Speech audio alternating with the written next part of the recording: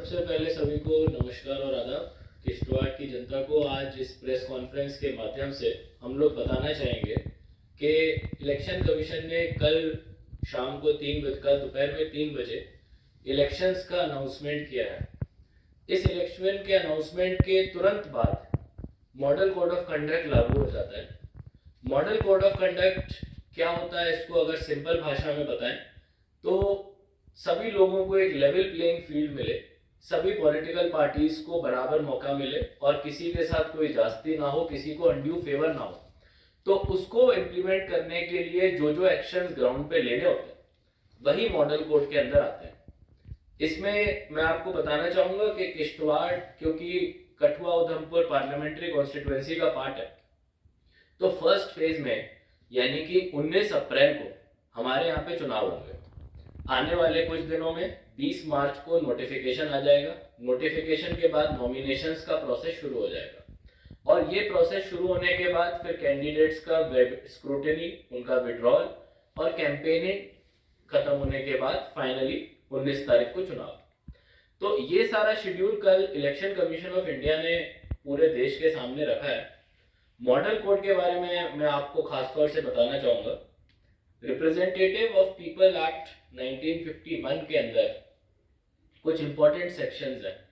ये सेक्शंस बात करते हैं कि कोई भी आज की तारीख से होने वाली प्रिंटिंग किसी भी प्रिंटिंग प्रेस में जब होगी तो वहां पे पब्लिशर का और प्रिंटर का नाम प्रिंट होना मैंडेटरी, अनिवार्य है। अगर ऐसा नहीं होता है तो इसको मॉडल कोड का वायलेशन माना जाएगा। दूसरा एक जो एलिमेंट है कि जितने भी हमारे कंटेस्टिंग कैंडिडेट्स होंगे सेक्शन 77 के अंडर, उन सब ने अपने बैंक अकाउंट्स एक्सपेंडिचर के अलग से खुलवाने हैं और उन्हीं अकाउंटों के थ्रू वो अपना ग्राउंड पे खर्चा करेंगे। अब क्या वो खर्चा पूरा कर पा रहे हैं या उससे कम कर रहे हैं या उसको ज्यादा कर रहे हैं, इसके लिए हमारे वीडियो सर्वेलेंस टीम इन सब के पब्लिक रैलीज को कवर किया करेंगे। उसके बाद ये वीडियो सर्वेलेंस टीम अपने वीडियोस को एक व्यूइंग टीम को दिया करेंगे। ये व्यूइंग टीम एक एडीडीसी के द्वारा गठित कमेटी में जो रेट फिक्स करें उस मीटिंग में कितना खर्चा हुआ इसका असेसमेंट करेगा और उसके बाद हम कह पाएंगे कि पूरे कैंपेन पीरियड में किस कैंडिडेट ने कितना पैसा खर्च किया। ये सारा प्रोसेस चलेगा और अभी इमीडिएटली आज शाम 5 बजे तक जितने भी हमारे गवर्नमेंट प्रॉपर्टीज हैं उन सभी प्रॉपर्टीज में से कोई भी बैनर या होर्डिंग जो गवर्नमेंट के पॉजिटिव में जाता है या उसको अनड्यू एडवांटेज देता है उसको हमने हटाना है। इसके लिए हम लोगों ने हमारे जो एआरओज हैं उनको ऑलरेडी डायरेक्शंस दे दिए हैं और मैं मीडिया के माध्यम से भी रिक्वेस्ट करूंगा कि आने वाले 48 और 72 घंटों में कि जो हमारे पब्लिक और प्राइवेट प्लेसेस है वहां से भी इस तरह के बैनर होर्डिंग्स हटाने की जरूरत है मॉडल कोड के अंदर। तो आप लोग भी हमारी मदद करें। साथ साथ हमारा एक कंट्रोल रूम का हेल्पलाइन भी अवेलेबल रहेगा जिसका आपको नंबर शेयर कर दिया जाएगा। एक पोस्टर के थ्रू आप भी उसको वाइडली सर्कुलेट कर सकते हैं और आने वाले 1 महीना क्योंकि चुनाव है तो हम लोग आपके साथ बहुत क्लोजली काम करेंगे। हमारी कोशिश होनी चाहिए कि एक मीडिया सर्टिफिकेशन कमेटी है, उस कमेटी में जितने भी हमारे news channel, social media channels आजकल खबरें चलाते हैं, सबसे पहले तो अगर कोई पॉलिटिकल पार्टी कोई भी अपनी खबर चलाती है आपके थ्रू या प्रिंट के थ्रू, वो प्री सर्टिफाई होती है। यानी कि क्या वो मॉडल कोड के अंदर है, क्या वो किसी गाइडलाइंस का वायलेशन करता है, क्या वो लड़ाई को प्रमोट करता है, क्या वो कोई नेगेटिव सेंटिमेंट प्रमोट करता है, क्या वो किसी और कैंडिडेट के लिए पर्सनल रिमार्क्स देता है। ये सारी चीज़ों को हम प्री सर्टिफाई करेंगे किसी भी मीडिया चैनल पे आपका किसी भी पार्टी का कंटेंट चलाने से पहले। तो मेरी सभी मीडिया वालों से रिक्वेस्ट है कि आप इसके बारे में कुलदीप जी से जानकारी ले लें।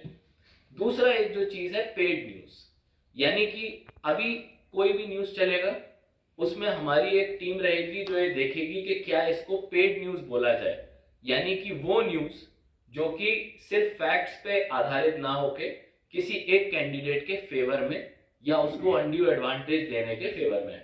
उस केस में वो जो न्यूज चली है उसका जो न्यूज का एक्सपेंडिचर है वो उनके एक्सपेंडिचर अकाउंट में ऐड किया जाएगा क्योंकि उसको पेड न्यूज बोला जाएगा।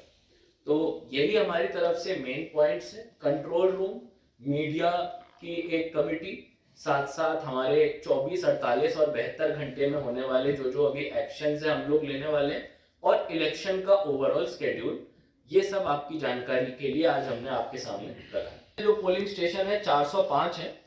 इन 405 में लगभग 17 नए पोलिंग स्टेशन पिछले साल ऐड करे गए। ये ज़्यादातर आपके दूर दराज के इलाके बौंसवा, किश्तवाड़ के और इंदरवाल के हैं और पाडर के हैं। इसके साथ साथ अभी जो हमारे टोटल वोटर है 1,75,000 से ज़्यादा हो चुके हैं। अभी जो अक्टूबर, नवंबर, दिसंबर में समरी रिवीजन हुआ है उसमें 7,000 के लगभग नए वोटर्स ऐड किए गए हैं। हमारे पास यंग वोटर्स का भी एक अच्छा तबका 5% से ज़्यादा इलेक्टोरल रोल में अब आ चुका है।